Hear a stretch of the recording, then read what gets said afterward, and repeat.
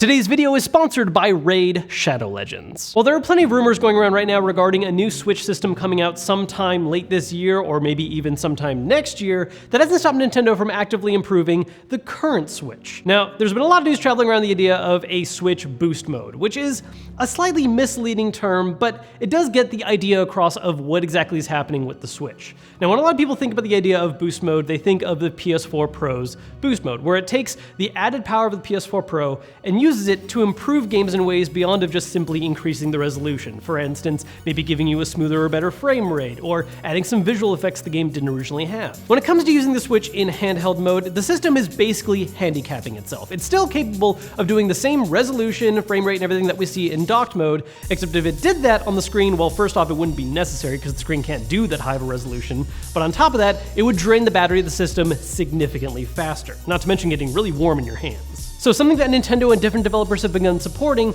is the idea of overclocking the system specifically when it is loading up games. And this is evident in titles like Legend of Zelda and Mario Odyssey after some recent updates, as well as in more recent intensive titles like Mortal Kombat 11. Basically all it's doing is leveraging the power the Switch already has and overclocking it just during load times of games to ensure that those load times happen much faster than normal. And because it's only doing it for those very brief periods, it doesn't really impact the battery at all. So as a result, you're seeing what is basically improved performance in handheld mode without actually impacting it in any kind of major negative way. This is honestly a genius idea and has done a great job of improving the handheld experience of the system. And this is something that generally happens over the lifetime of different systems where developers over time learn how to better make use of what's on it to give us a better resulting experience. And thinking about how Nintendo has been leveraging the power of the system 2 years into its life cycle, it makes me wonder, what if we're thinking about the idea of a new Switch product wrong? What if we are getting maybe a Switch Mini, but what if Switch Pro isn't exactly what we think it is? Before moving on, I want to take a second to thank Raid Shadow Legends for sponsoring today's video.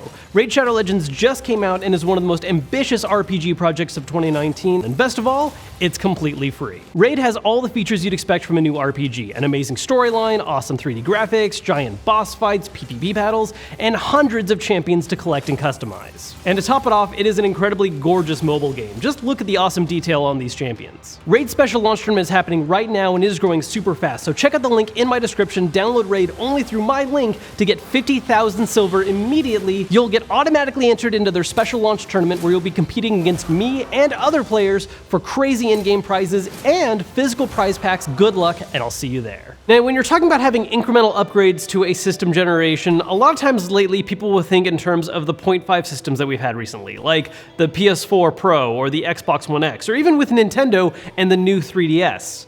Now, what's interesting about these examples is that they act as brand new models that act as just kind of upgrades to what we already have working. In the PS4 Pro and Xbox One X's case, there's not any kind of unique games or anything that's blocked off just for them. It's just that, oh, if you want 4K support or just having a better frame rate or visual effects in some select games, that's what it's going to offer you. The new 3DS is an interesting counterpoint to that, though, where that's a system that was a new model that has specific games that will only work on it, and even some games that, while not advertised to be unique to the new 3DS, run so terribly on the original one that you just shouldn't even bother. So this is the concept that people have in mind when they talk about having upgrades to modern generations before going on to a whole new cycle of systems. But if you go further back in gaming history, there actually are examples of consoles that had incremental upgrades in the form of add-ons, where instead of having to buy a whole new model, you just bought something that upgraded your current system, at least in some very specific way. Specifically for Nintendo, a key example would be the N64 expansion pack. So there was a pack you could buy separately for your N64 that came bundled with some games that went in this slot right here that effectively doubled the RAM of the system, going from 4 megabytes to 8.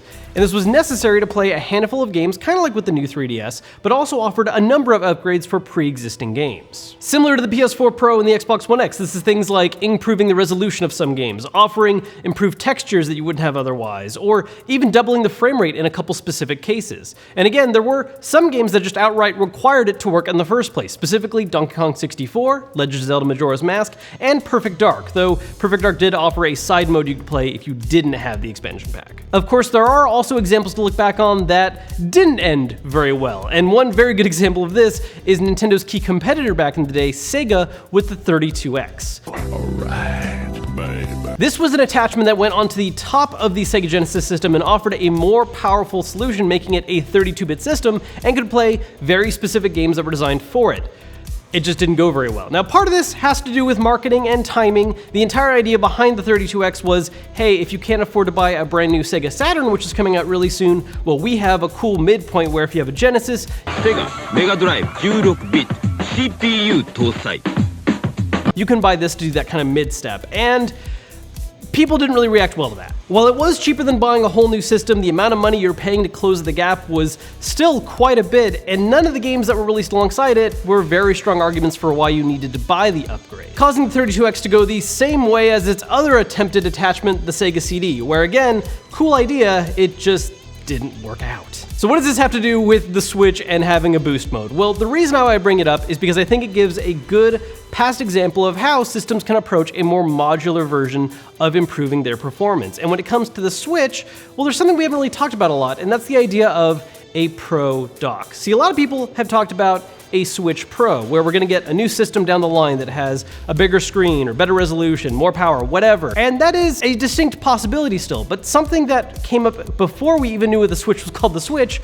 was the idea of it hooking up to an external GPU. Way back when the Switch wasn't officially unveiled yet, and we still knew it just as simply Project NX, there were a lot of wild theories and speculations about what exactly that system was going to be. And a lot of those theories were based on patents that Nintendo had filed shortly before its official reveal. Looking back on those patents, there are a lot of them that you can see clearly played a role in what the Switch is, and there were others that ended up not happening. And among the ones that didn't really play a role that's really interesting and plays into what we're talking about right now is the idea of the Switch having a secondary computational device. Now, in a lot of these early patents, the picture was, hey, we have a main game console, there's a secondary device it plugs into, and that plugs into your TV to create a thing. So that kind of creates the basis of what we thought the dock was going to be. So much so that when the Switch actually came out, we were surprised to find that the dock basically doesn't do anything. So this brings us back to the idea of, well, what if that's what the new Switch product is? What if we're not getting a brand new Switch model that adds more power to the main system itself, but instead we get a new dock that actually acts as an external GPU for the system?